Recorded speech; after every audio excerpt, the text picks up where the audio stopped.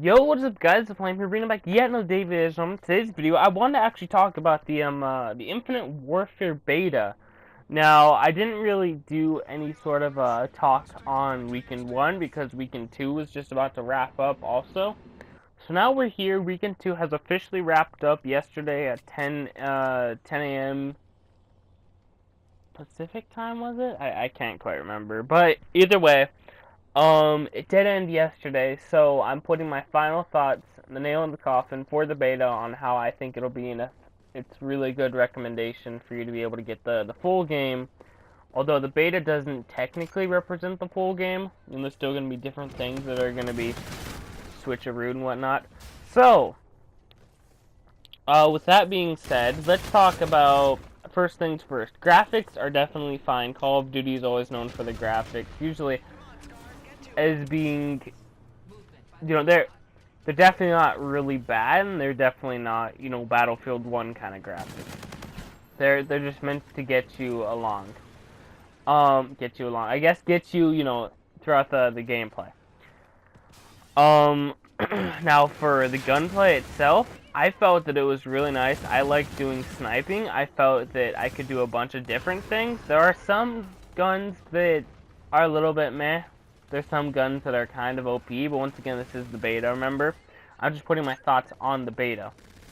The maps, I was definitely fine with. I think the one I disliked the most was that Frost map, though. Just to be frankly honest. Frost was kind of annoying.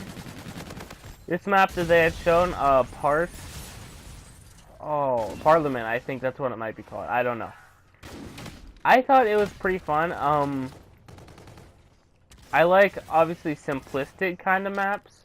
I don't really like all these really complex Treyarch looking maps. So, I don't know, we'll have to see what happens. Also, Terminal was a lot of fun. I played only one round of the map Terminal, the new one, and it was absolutely enjoyable. Like, if I could, I'd play it again. They did a really good job with that. Now for the full game, they do have the campaign, they obviously have the multiplayer experience, and they do have zombies. So make sure to keep that in mind. If you did enjoy multiplayer, then yeah, it's definite buy for the longevity of it, because you have a bunch of other things you can do.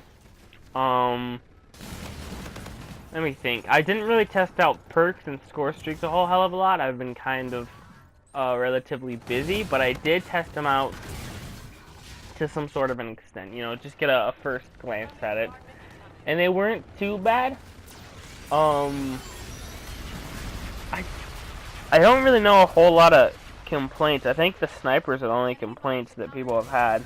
I personally like the snipers once again because I could actually get kills with snipers this time, whereas in the other games I couldn't at all. The supply drops, which is really controversial, was actually really good as long as they just keep it like that, because I actually felt like I was doing something and getting damn keys and getting all this other crap. Whereas with Black Ops 3, you played for 24 hours, you got 30 keys, if that. Maybe a little bit more, a little bit less, 70 keys, I don't know. It was just kind of crap, you know what I mean? Didn't really feel like you were getting anywhere, but with this one they have the salvage, they have the keys. They just have all this different contributing factors to make you actually feel like you're playing the game and you're getting rewarded fairly enough.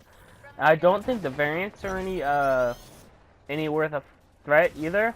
I think the variants are actually kind of fine. Some of them, it didn't really seem like there was too much of an impact, but if they keep it that way, then it's gonna feel really nice still.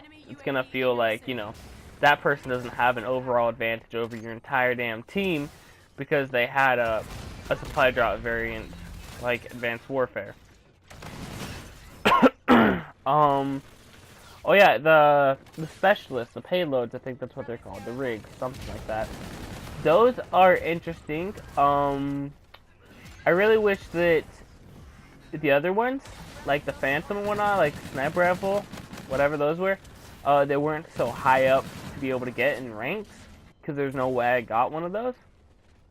Also, I don't think there's really a combat axe or a knife, I guess, for throwing. I don't really think that's in the game at all. It would be interesting if they didn't bring in the game, and I think they should go on at it, but, it's my thought. Let me think. Do I have any other thoughts about this? The UI looks great. It looks fresh. I will say I think they should change the UI for the friggin' Riggs payload, whatever that is, because it just looks like Black Ops 3 reskinned. I do love how the map looks up in the top left. I think with it being this size, it's actually not bad. And it's relatively nice if you see somebody on the map and you just go over there. But I didn't really find myself looking at the map a hell of a lot. I felt there was a lot of fluid movement in the map, so I'd just go and, you know, run on around. I'd go and find another group of people. I'd find the other side of the spawn. So it was actually not bad. And I would actually catch myself fighting in little areas which you normally wouldn't in Black Ops 3. Like, you know, just so really far off areas. I wouldn't ever find myself fighting in them, but these really far off areas here, I'd actually find myself fighting in, which is very interesting. I think it's also a bit